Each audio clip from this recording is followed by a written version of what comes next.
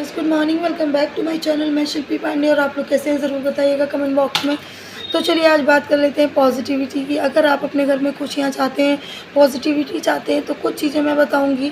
Please please एक request है, ज़रूर फॉलो करिए, क्योंकि देखिए आज के टाइम पे ना सबके ज़िंदगी में बहुत परेशानियाँ हैं, बहुत दुख हैं। कोई किसी चीज़ से परेशान है तो कोई किसी चीज़ से।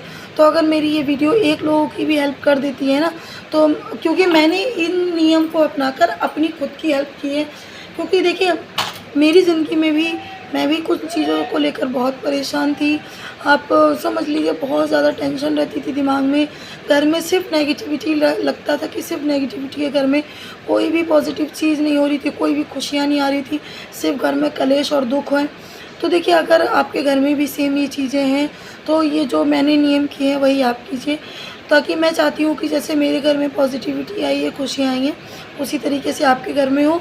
तो सबसे पहले देखिए सारी ज़िम्मेदारी हमारी होती है, क्योंकि हम इस घर की लक्ष्मी हैं, हम इस घर की बहू हैं, बेटी हैं, जो भी हैं।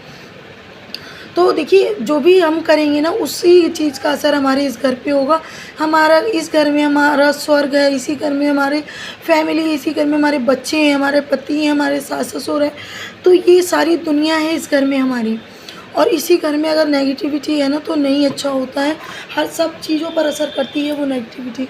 तो चलिए शुरू करते हैं। कौन सी ऐसी चीज़ें हैं जो आपको अवॉइड करनी पड़ेंगी, किन चीज़ों की वजह से आपके घर में नेगेटिविटी आती है। सबसे पहले आपका गुस्सा।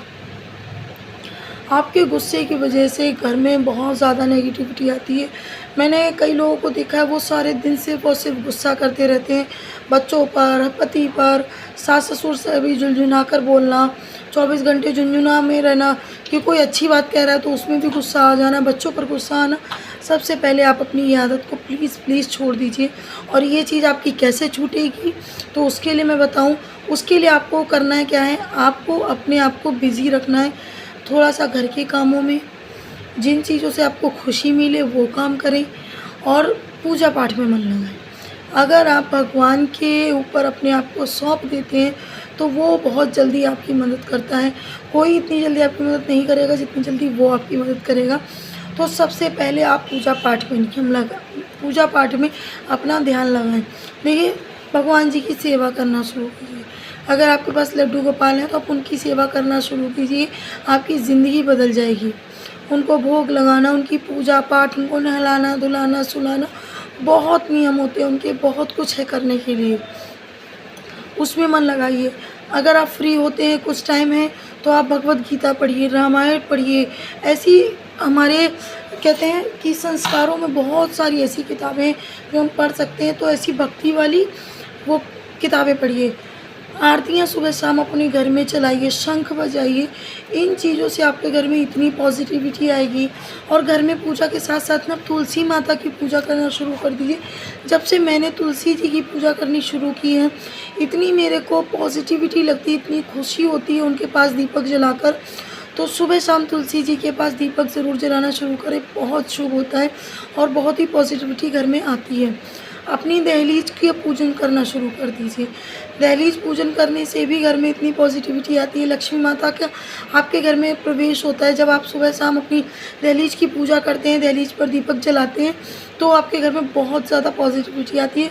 तो देखिए अगर आप लोग देखना चाहते हैं कि मैं तुलसी जी की पूजा कैसे करती हूँ, दहलीज पूजन कैसे करती हूँ और अपने लड्डू गोपाल की पूजा कैसे करती हूँ, तो प्लीज़ मुझे कमेंट बॉक्स में बोलिए, तो फिर मैं आपको प्रैक्टिकली करके दिखाऊँगी।